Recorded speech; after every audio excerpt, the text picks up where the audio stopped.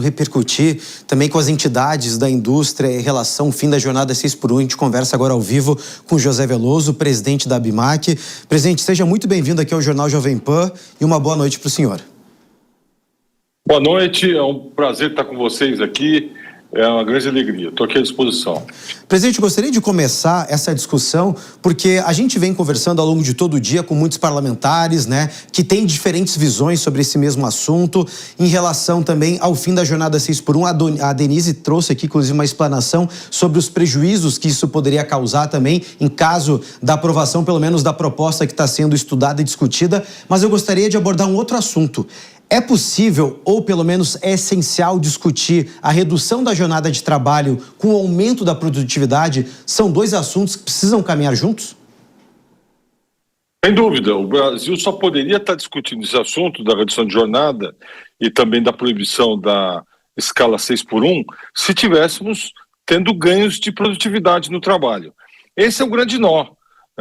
A produtividade no Brasil ela vem caindo e fortemente nos últimos anos.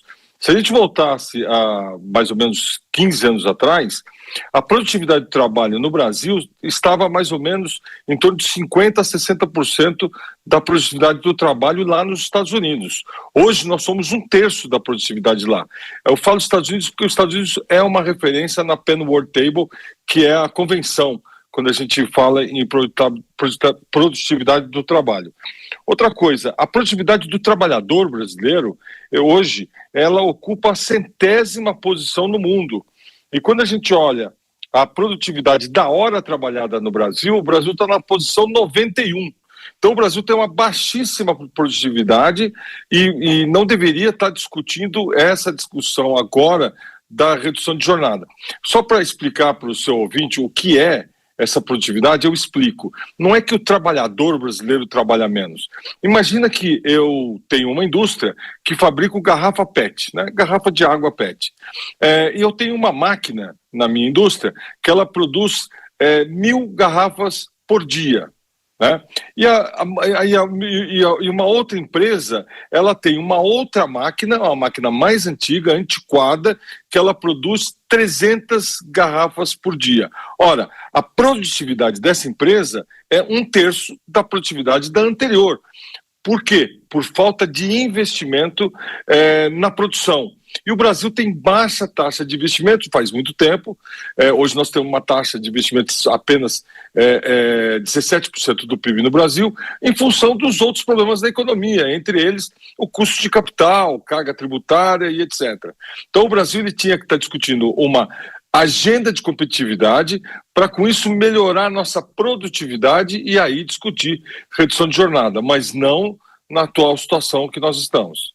José Veloso, boa noite. Eu há pouco estava mostrando os dados que o senhor me passou em relação a setores que já trabalham abaixo dessas 44 horas semanais. Nesses setores, de que forma que se deu o ajuste? Foi ganho de produtividade? Porque esse é um problema de todo o país, inclusive pela formação da mão de obra que nós temos no país, a questão educacional que também foi deixada de lado, além desses problemas que o senhor citou, carga tributária, tem o próprio custo de contratação. Mas como é que houve ajuste nesses setores que já trabalham abaixo dessas 44 horas, abaixo inclusive das 40 horas semanais? Olha, é isso que nós defendemos, é a livre negociação.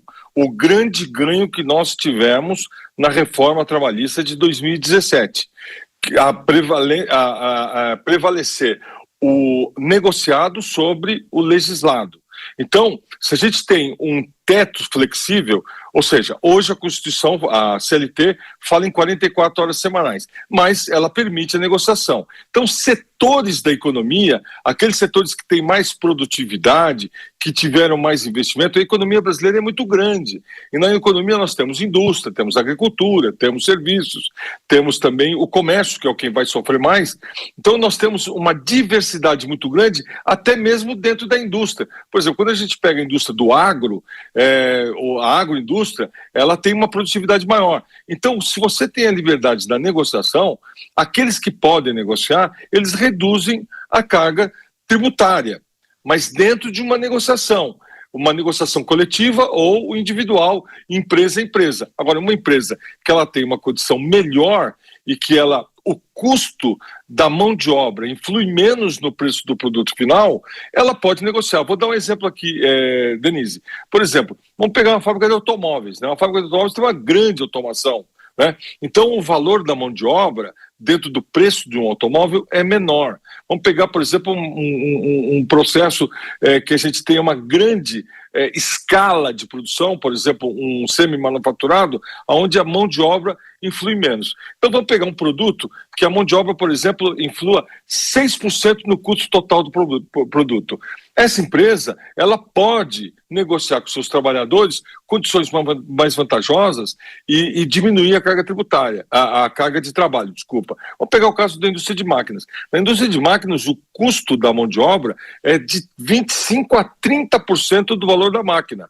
Se eu vou reduzir a jornada de 40 para 44 e ter um aumento de 10% na necessidade de contratação de nova mão de obra, e isso influi 30% no valor do meu produto, ele vai ser 3% a mais no custo de uma máquina nova. Então existe aí, Denise, o que responde a sua pergunta é produtos que sejam mais intensivos na mão de obra e produtos que sejam menos intensivos na mão de obra. Agora, o que nós não podemos fazer é colocar na lei que todo mundo vai ter que diminuir a carga tributária, principalmente setor de hotelaria, turismo, bares, restaurantes. Isso vai ter um aumento de custo e vai ser passado para a inflação. Então, nós defendemos a livre negociação e a possibilidade de acordos coletivos ou individuais reduzindo a carga, que é o que acontece hoje no Brasil.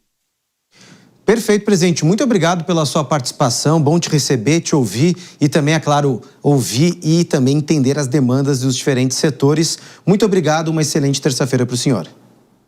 Eu que agradeço. Estou sempre à disposição de vocês.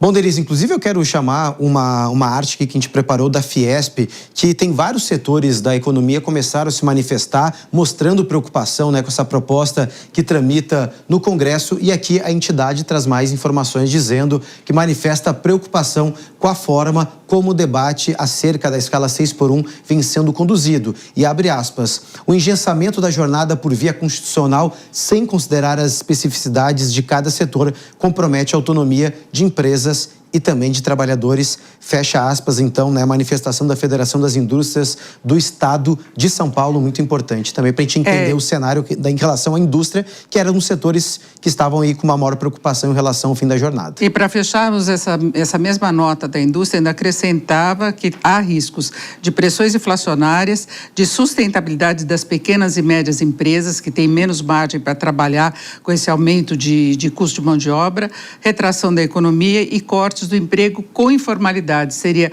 a redução daquele trabalhador registrado, CLT, pela informalidade, inclusive com alguns dribles permitidos pela própria legislação, como contratação de mês. Então, são os riscos colocados aí da redução da jornada. Perfeito, Denise.